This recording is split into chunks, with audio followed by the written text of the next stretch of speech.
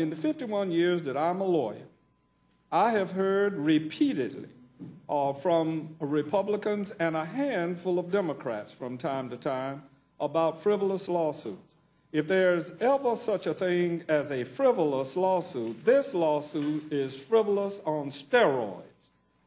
And the fact of the matter is, I predict for you that it will be dismissed most immediately upon its being rendered to a court of competent jurisdiction.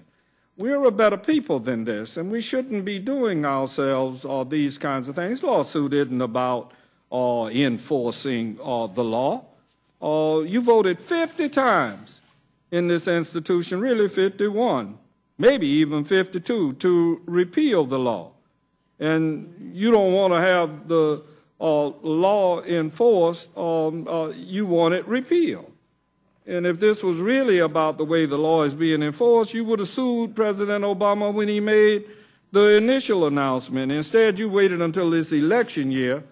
So let's just call it what it is. It's red meat for a base that hates this president. This resolution is being brought to the floor under yet another closed rule, and the lawsuit is supposed to represent the interests of the House. Well, it ain't representing me, and I'm a member of the House. I don't believe it's representing Ms. Slaughter, Mr. McGovern, and Mr. Polis, and countless of our colleagues here, and you won't even let members tell you what their interests are.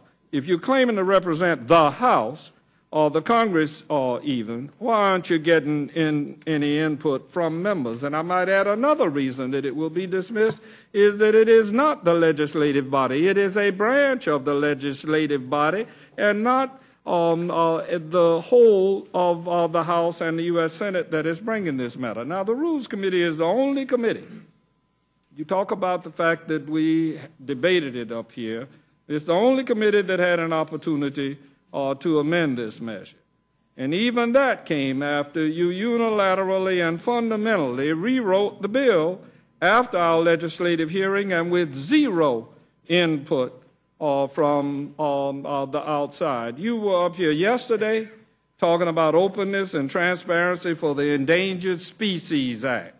We talked about birds and wolves and flowers and all sorts of irrelevant matters as it pertains to what's going on in this country. And yet this lawsuit rides to the courtroom straight from the smoky back room somewhere that we haven't seen.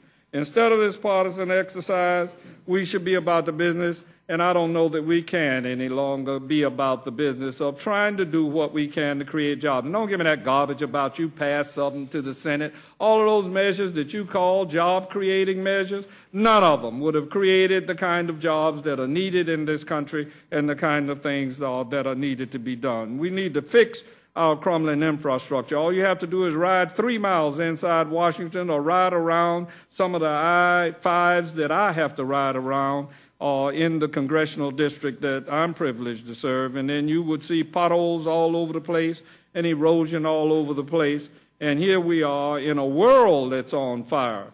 We're around here dealing with a specious or frivolous lawsuit. Instead of doing the kinds of things for clean energy technology that are going to put our children in a position to succeed in the next generation of global competition, we need to fix our tax code and close some corporate loopholes and require these corporations to pay fair taxes and to bring their money home, whether it's under amnesty or something, but to hide all the money in this country and to create the kind of disparity that existed. And you're around here bringing some frivolous lawsuit. Tell you what, Mr. Chairman, I had an amendment. I don't even want to offer no more amendments. I think it's absolutely insane what you all are doing, and I predict for you that it will be dismissed.